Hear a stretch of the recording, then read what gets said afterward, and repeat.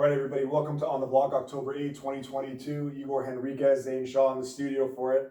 We're going to do a bit of a season preview, but of course, we wanted to start with the Toronto Raptors. Scotty Barnes won Rookie of the Year, our guy, and obviously counting on a big season for him upcoming. And then also, there's some questions. Toronto got a lot deeper, bringing in guys like Otto Porter, starting for a championship team. That should help with the veteran experience, along with the guys like Fred Pascal and some other guys that we have that won the trophy. First question I wanted to ask you guys is we discussed the starting lineup getting into the season because there's two guys that only one of them can really start between Precious Achiuwa and Gary Trent. Which one of you guys think would be better off the bench, or which one would be better to start with him as a complimentary guy? I guess Zane, since we had the conversation, we'll go with you first. Yeah, I was thinking Precious starts because I think it gives you more flexibility with the big lineup. Like we put out Fred, four big guys that are switchable, that can kind of defend and defend multiple positions. What I like with Trent is he gives you that dynamic scoring off the bench. And I think personally he's more suited for giving that Raptors a spark similar to like what Lou Will did for throughout his career, going against bench units and thriving in that way. He's in a contract year, he's gonna be hungry. Obviously there might be some egos that come into play with him coming off the bench, but I think Nick Nurse makes the call and then Precious does start opening day. Igor. Yeah, man. I think Zane said it. Gary has this dynamic scoring ability, so he definitely has. I think it'll really be a situation it'll be a game by game situation on who they're facing, and it'll be a matchup situation. I think the Raptors aren't they got a lot of length, but they're not. I would say, especially at that center position, they're not the still weak. Yeah, obviously it's Kem Birch and Precious and so forth. So then obviously it really depends on what the matchups are. But I can see them rotating it quite a bit depending on who the opposition is. The dynamic scoring would be will go towards Gary obviously. But I do hear that Precious has been making a lot of strides, and I always thought when they got him for Kyle that Precious was always a diamond in the rough kind of situation where he still had a lot more potential that they had seen in Miami. So I don't think you can go wrong. I think to me it's going to be more of a health situation on who can stay healthy and how many games can the unit play as a whole. But if you got Gary coming off the bench, like it's a really dynamic. He'll be a contender for Sixth Man of the Year if he plays to his capabilities. Yeah, I agree. I was going to say it's tough. I would probably rather start Precious and you put Pascal into his natural power forward position because I don't know if you want him to do that damage of guarding fives. Like you said, going against smaller lineups probably makes more sense. And then Koloko, the guy they drafted, who looks pretty good. He's very raw, obviously, but he gives us some size as well. And then Gary, I've been saying it since last year with you guys. I don't know if Gary comes back next season because we crunch the numbers and there's only so many guys you can pay, right? Like Pascal's going to be a free agent. I believe Fred is as well. So one of those guys is going to get, obviously, Pascal probably a max. Scotty's going to get a max when that time comes. There's only so many guys you can pay. But Precious, stretching the floor, playing defense, probably one of our best inside and out defenders, protecting the rim. And then I'm looking for a big step for Malachi Flynn this year. I know that he was in the doghouse last year. A lot of people threw him in the doghouse. He won Rookie of the Month during his rookie year at the end of the season when they were in Tampa. I think that this is his year to kind of show up and make a statement for him because he's obviously going to be looking for his next NBA contract too. And at the point guard position in the league, we're seeing every team has like 3-4 guys that are competing for spots. So it's an opportunity for him. Anything else on the Raptors you guys are looking forward for this year? What do you think their ceiling is if all things go right? What's the best case scenario for this team? I think defensively, I could see it as a top 3 defensive team in the league. I think they have all the tools at their disposal to kind of match up with almost any team in the NBA, aside from teams with those dominant bigs, the Embiids, the Jokic's, which those guys you really can't guard anyway. But I think Koloko is going to need some time to develop before he kind of comes into that role. That's going to be our calling card this year. I think similar to what we saw in the bubble and similar to the championship year, I think our ceiling is a top 3 defensive team. Where I think we struggle and I think we over-relied on is Fred on the offensive side for scoring last year. You can see towards the playoffs, he fizzled out a bit. I think he was fatigued, he was injured. We were riding on his back for a lot of the year. We didn't get that consistent scoring that we'd want.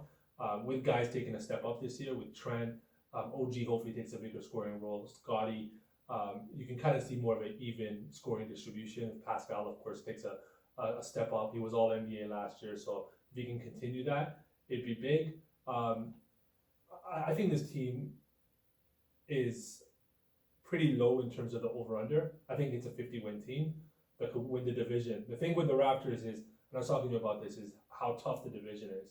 Like, we could arguably be in the toughest division in the NBA.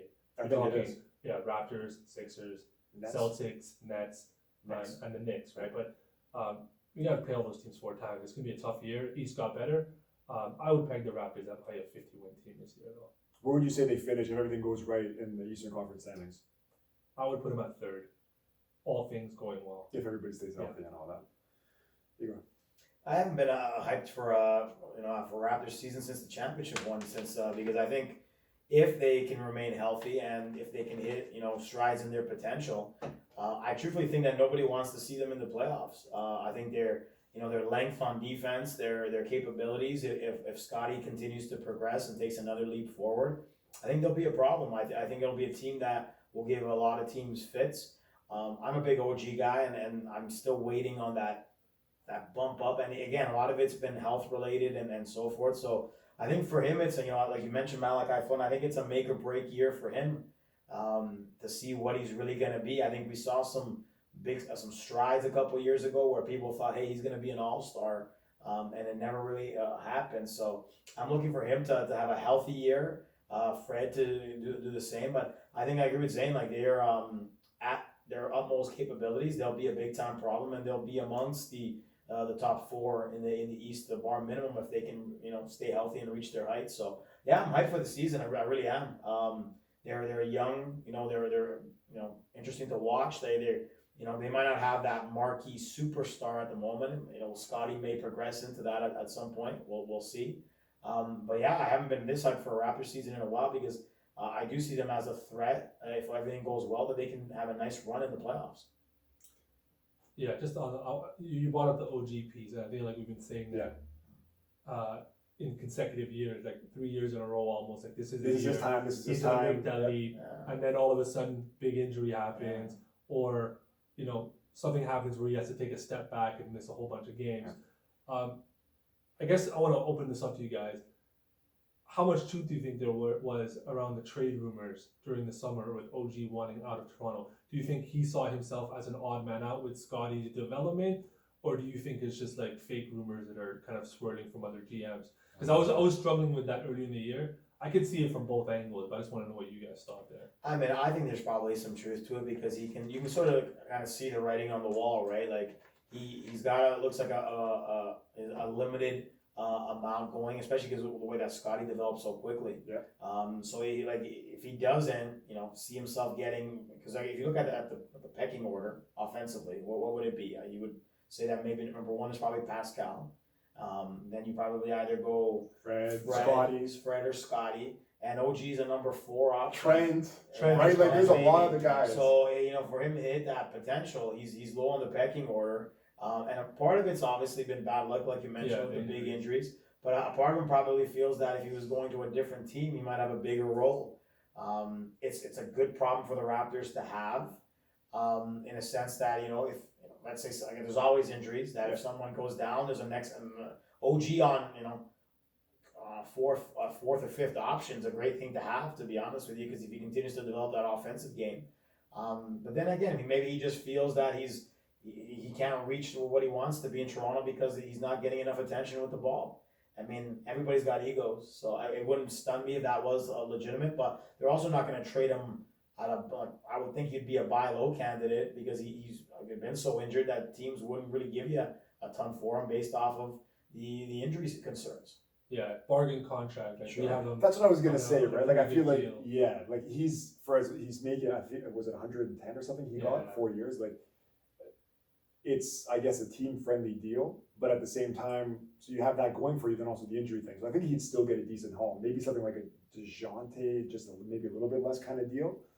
It's tough. Like, I was just writing out the lineup here. I was talking with Luca yesterday, Rosano, just talking about, like, I think this is the most complete and like depth, the best roster they've had. Minus obviously the 19 when they had Kawhi, but like the end of their bench is NBA players. I'll just go through it real quick. Flynn, Pascal, Boucher, who I forgot about, OG, Gary Trent, Fred, Thad, Otto Porter, Josh Jackson, Kem Birch, Banton, Koloko, and Juancho Hernan Gomez. Like, that's NBA talent all through the board. Yeah. There's no more Svi Mihailuk that's going to be playing minutes. Like, And like their bench last year, I threw this to you guys in the WhatsApp group last year. They were running out, I think, 6 players that were all averaging like 40 minutes for a period of time. And I said, like, someone's gonna get hurt. This isn't 2002 with the slow pace. And they wore it down. They went through a rough stretch. Now they have guys they can kind of rest. And you touched on this too. Like as good as Scotty was, I don't think anybody expected that. You know, he won Rookie of the Year, right? And that was only because Pascal had a shoulder injury where he missed 3 months. That he was kind of thrown into the starting lineup. There's guys fighting for minutes, fighting for points, fighting for contracts. So I think like whether it be Gary, OG, everybody's like looking around saying like it's musical chairs. Like I need to kind of put up or shut up because my contract and my career might be on the line here. Yeah, and the Scotty thing, one thing I mean, we want to keep an eye on this year is running the point. Like you're starting to see it in preseason. Yep. He's bringing up the ball, setting up the offense. As Fred is becoming a bit more of the kind of off the ball, Yep. which saves his energy for defending those point guards, right? So I think that's where his natural fit is offensively. I think defensively, he's also gotten a lot stronger. Like you can see he's been in the weight room in the offseason. I wouldn't be shocked to see him defending some of those bigger guys, even though he has a bit of a height disadvantage. Like the strength is there, I think the maturity is there, the basketball IQ is there. So, like he is one of those guys you want to watch because he can literally defend 1 to 5. Like I think it'll be something interesting to watch as the season goes on, right? So like to go into your point about Malachi, I just don't see where the minutes are gonna come from. Would you put Banton over him in terms of depth I chart? think at this point they probably see Banton over Malachi, and I think that's why I think Malachi is probably not long for Toronto. To be honest with you, and again I agree with you. He looked like he had some really good flashes, but the fact of the matter that and on a team that didn't even have this kind of depth last year, he didn't really play. Yeah. To me, again, his dad on social media, he's a bit of a problem. I don't know. I mean, it'd be great because that'd be a nice surprise, but I just don't see where he's gonna get the minutes. Yeah, Banton fits the Raptor mold. Like Nick Yeah. Nurse likes to throw out guys that are kind of long, Yeah. athletic. Even can do last all year with that. Banton, remember we talked about like the first month he played minutes and we're like, who is this guy? And then he got exposed. They played off him. He was airballing shots, like missing layups. He had some flashes Yeah. for sure, but he's Yeah. still very raw. If he can clean up the jump shot, yes. But I think, like I said, we know there's going to be injuries. If there's not injuries, there's going to be a lot of guys unhappy with minutes on this team, right? Yeah, something's gonna have to give, and I think it'll be interesting to watch. Like, it's something that Nick Nurse it's a good problem to have. Yeah, absolutely. But I think come trade deadline, Someone's you gonna might go. see some egos. You might see some things happen where like they might lead to some really good dealing, right? It's nice to have Thad and Otto Porter like came this. with a cheap deal. I know his wife's from Toronto. Those are nice. Those are nice pieces. NBA to have. guys. NBA guys Yeah. that are veterans and that have won and been there. Like I said, pretty much the best Rapid team since the championship team. Yeah, I think In terms of depth, it might be their second best roster ever. And like I said, depth. Like if you look at their 15th or 12th men, I think that like they've never been in a position like this. I want to finish up on the OG thing. I agree with you, but like I said, like if you're OG and you look at it, you're bringing in Otto Porter, Josh, like everybody that plays your position, and you're like, what's going on, guys? Right? But he's also getting paid a lot of money. You know he's going to get every opportunity. I want OG to be there. As you guys know, I'm not as high on him as everybody else is offensively, but I still think this is a guy that can be a starter on a championship He's a very team. good defender. He's got his capabilities. All right. Any last words on the Raptors before we move to the West? Or we pretty much. Where do you have him finishing? He had 3 if everything goes right, which is to me is high, but. I think I probably have him. Probably have him in the either 3-4 spot. I'll probably say 4. Okay, let's get to the rest of the East. Which team to you is the best team in the East, top to bottom? Top to bottom. See now this took a lot of twists and turns because the offseason was just crazy, right? With the Boston Nets scandals situation and and the the Nets. Boston scandals. So it's a heck of a situation to be dealing with out there. I would say top to bottom, healthy. I'd probably take the Milwaukee Bucks. Them in the Sixers maybe, but I'd probably take the Bucks. I trust them a little bit more than I do the Sixers. I take the Bucks. Did Milwaukee add anybody substantial that I'm really not? I know that obviously Middleton's going to be back. He was, you heard but him I think last that year. I think Just Giannis and them. yeah, I think they brought back DiVincenzo, right? Am I No, wrong? he's in Am I wrong? Sacramento. Sacramento, Golden State. That was they went to Golden State. I'm pretty sure. Oh, I thought they brought him back. No, he's They not traded back. him out. But yeah, I guess Brooklyn, Milwaukee, Boston. What do you think about Boston? Does Boston take a step back? Well, Boston, I think the only issue is now, with that whole situation in terms of the coaching, and then that whole element too is like, what's Jaylen Brown gonna think of because they were thinking about shipping him off for Durant, right? I think they'll take a step back from where they were last year because I don't see them making the finals.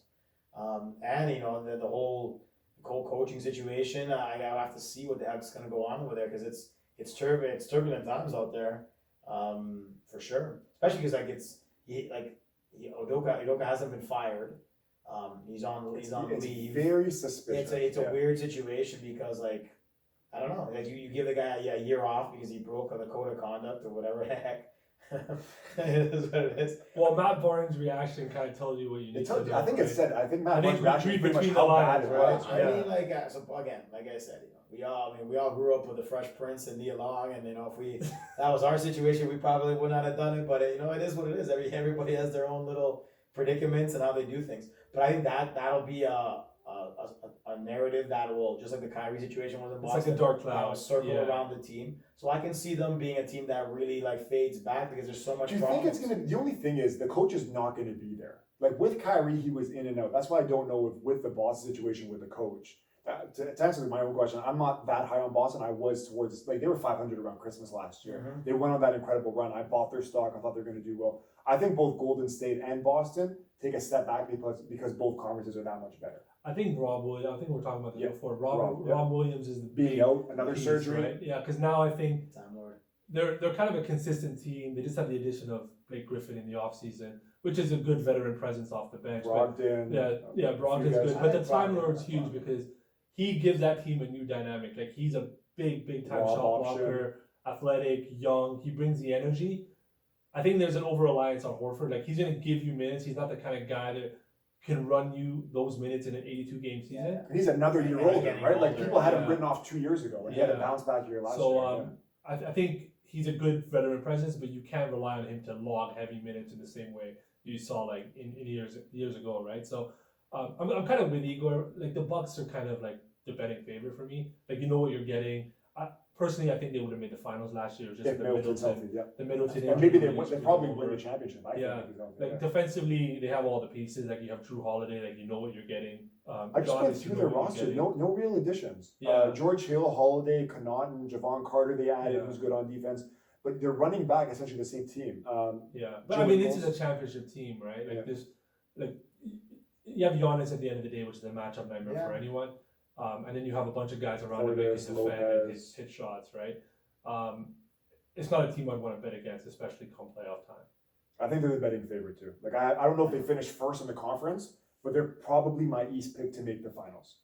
I mean, the enigma is the Nets, right? Because on talent wise, That's what it means there, so, it's probably them, but there's just so many problems there that you just can't trust it, right? That's what Is you're Simmons saying. gonna play? Yeah. Is what's the situation gonna be?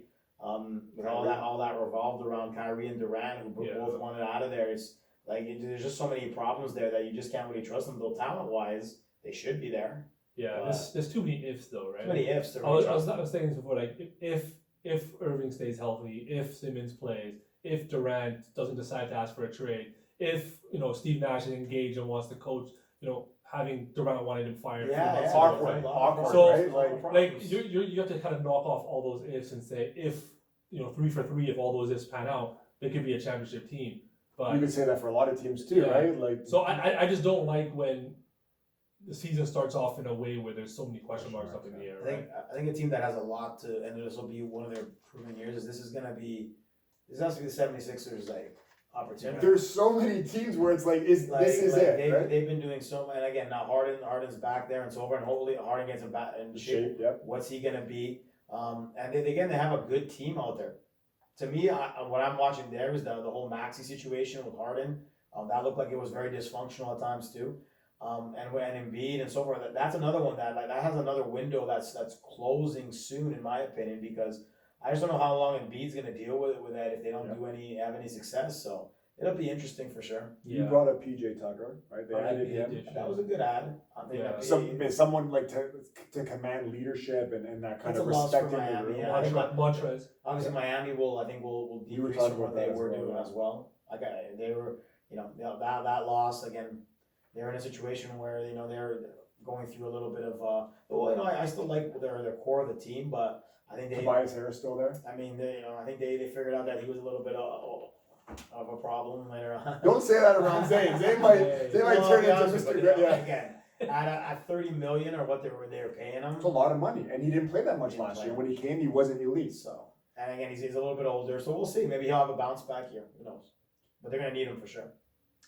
How do you guys see the East finishing out? What teams are fighting in for that play-in? Is there any teams that you think is going to have like a disappointing season, maybe like the 70s, Brooklyn, whoever it happens to be?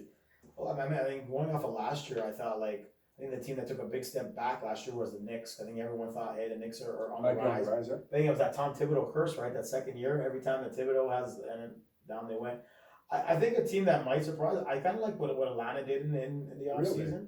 Yeah, I think they, there were different elements there that I think they might be a team on the rise.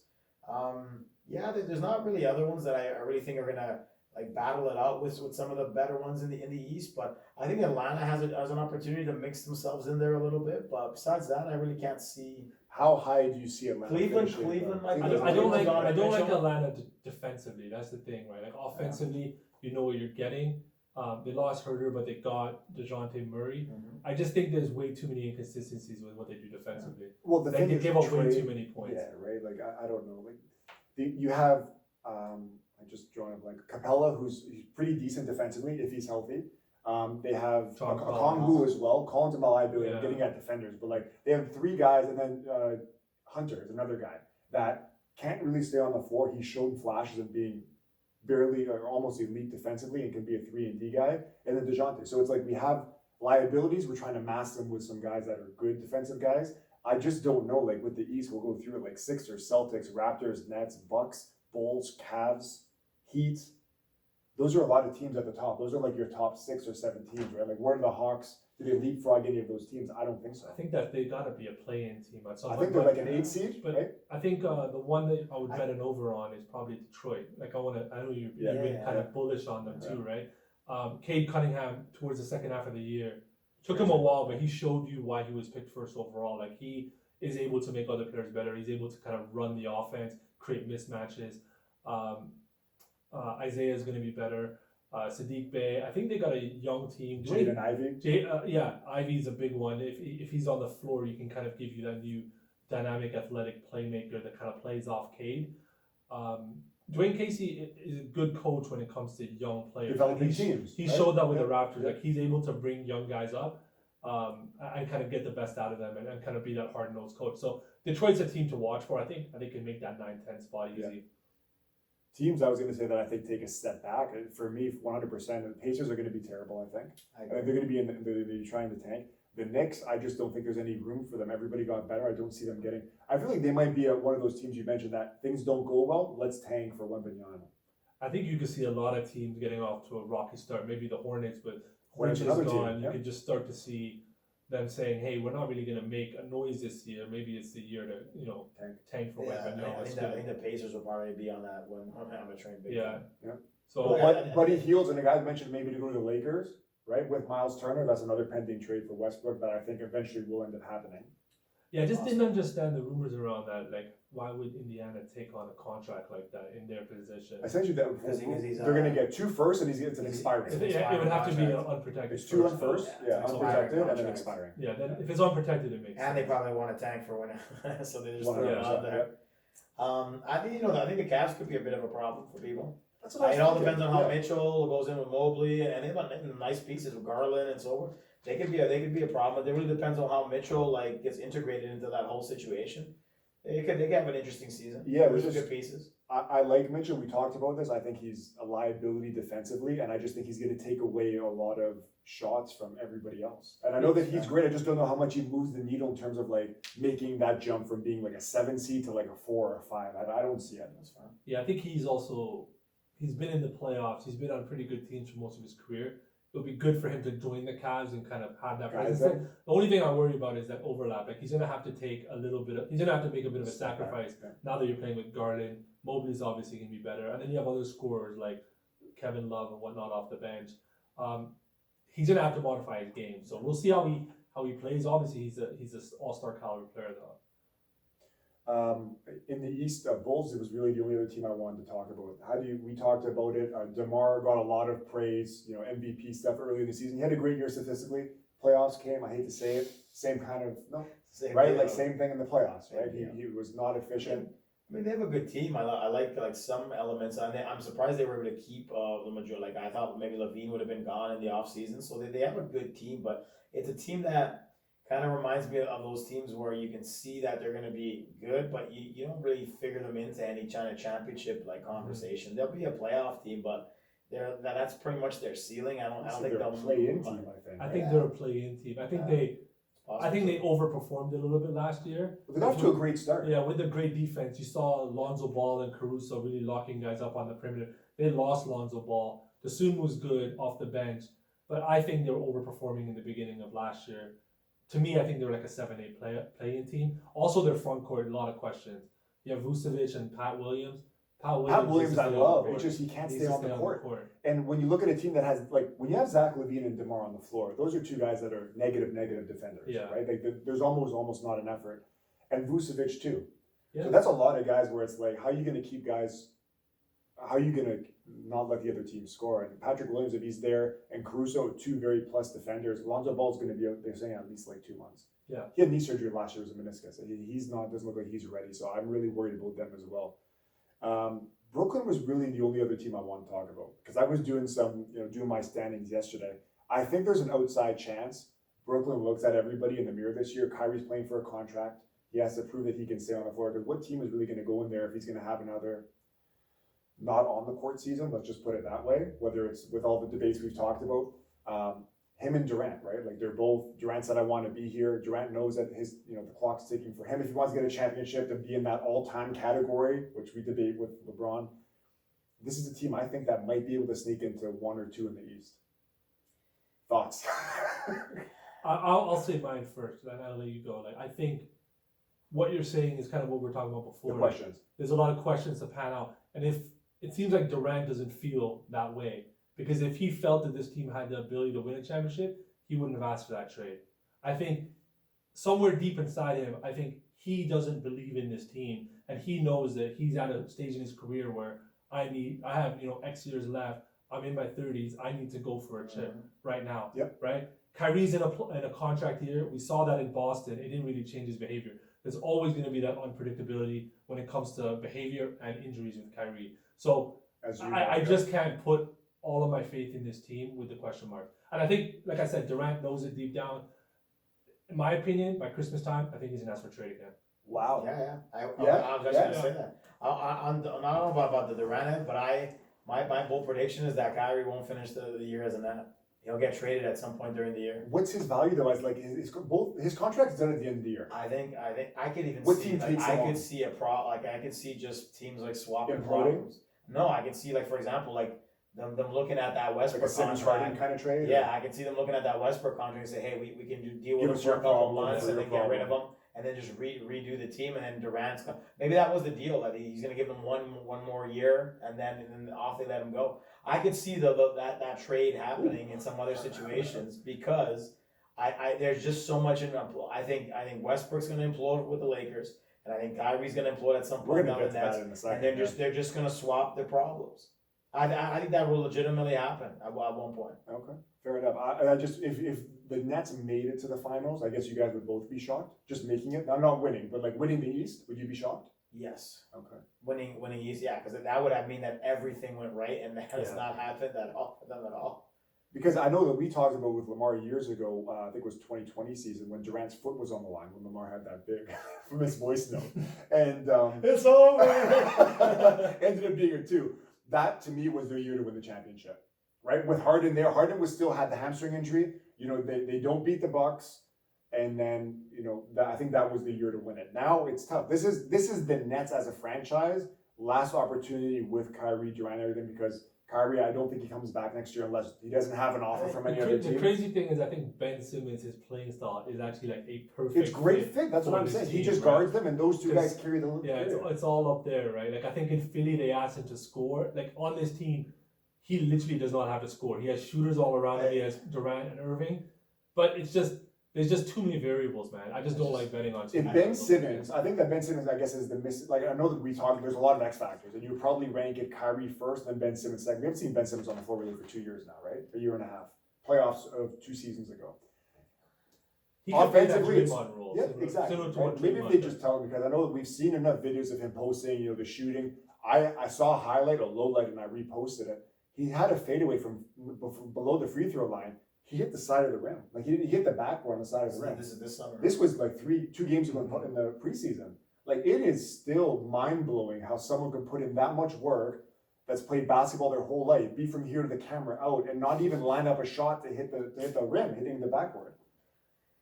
I think again with him is just a mental thing. Does he care enough? And then that's it, right? And here's the thing, he literally probably, and because of the situation, he literally got traded to probably the worst situation he probably could have gone to in terms of dealing with any type of situation like that. A lot of Because egos. you got a lot of egos, yeah. you got a lot. It's not one of those structures where he's coming in and there's a good like leadership team in there that'll like, for example, like the Nets could have used a guy like PJ Tucker. Like that would have been a great fit A for locker them. room guy, Locker room guy, and yeah. a guy that could, because like they're like for Simmons, that he's in one of those very toxic No situations. And leadership. if you're already not all that well in the head, like it's just not a good scenario. Like that's gonna be another situation that I can see that like imploding. The off-court stuff, I'll end with this in the East. The off-court stuff, I think for Ben Simmons, you're right. That's probably one of the worst possible situations for him. The on-court, if he can just be like a pass first, like obviously not Magic Johnson, but just one of those guys where it's like dribble the ball, run the transition, dish it off to guys, don't do anything on offense, guard their best player. First team all defense. First team all defense, and he might lead the league in assists. So here's the question for the both of you.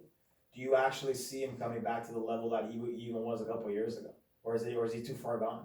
I would say yes, because he was never like a shoot. I think that he can run that same kind of role. Average 9 assists, 16 points, because I think that Durant is already going to He would score. still be a dynamic player in the league. I think he can have a I mean, similar. he's what, 25 years old. He's so young, yeah. The injuries were there. It's been a long time since he's played. Like we're talking A year and a half. that infamous Hawks series, right? So is he ever gonna a be year- up here as Was well? he ever there? Is another question. I mean, like he was a difference maker at times, and I think that like what happened to him in that Philly situation, it just I don't know. To me he spiraled down a situation that I don't know what's going to be the deal. Yeah, there's a bit of He's self-sabotage really with him, spiraled too. down like Yeah. that back thing at the end of the playoffs last year. Like they thought he was going to be ready, he couldn't play. It's really spiraled. Like you just don't know what you're going to get out of the guy. The maturity level I agree with. I just see him being as like a Russell Westbrook prime, just even when he had the triple double thing, where it's just like he's not going to shoot well, take no shots, grab rebounds, run the break, and play defense, which Russ didn't do. But Russ never lacked self confidence. If anything, he was overconfident. Yeah. He was out there doing like. But I just mean he never had the offensively. problem. He never had the issues, Yeah. right? He would never had a pass. He would huge never pass up a confidence dunk level. like Yeah. that. He would never pass Yeah. up a dunk like that in his life. Yeah. So that's the thing. When guys get in those situations and they're mentally like, he's gotta get that right first before anything. Because if he doesn't get that right, like There's no- he'll be gone in the league in no time. I just, okay, assuming he's healthy, I'll end it with this. I would just make the comparison to Russ, where it's like, shot goes up, grab the rebound, push the break and go. And everybody runs me like a horse. If he can do that, He's a hell of a good Brooklyn's a athlete. top 3 team. He's a hell of a good athlete. We'll wrap up the East. We're going to take a quick break, come back with the West, and we will talk about the Lakers.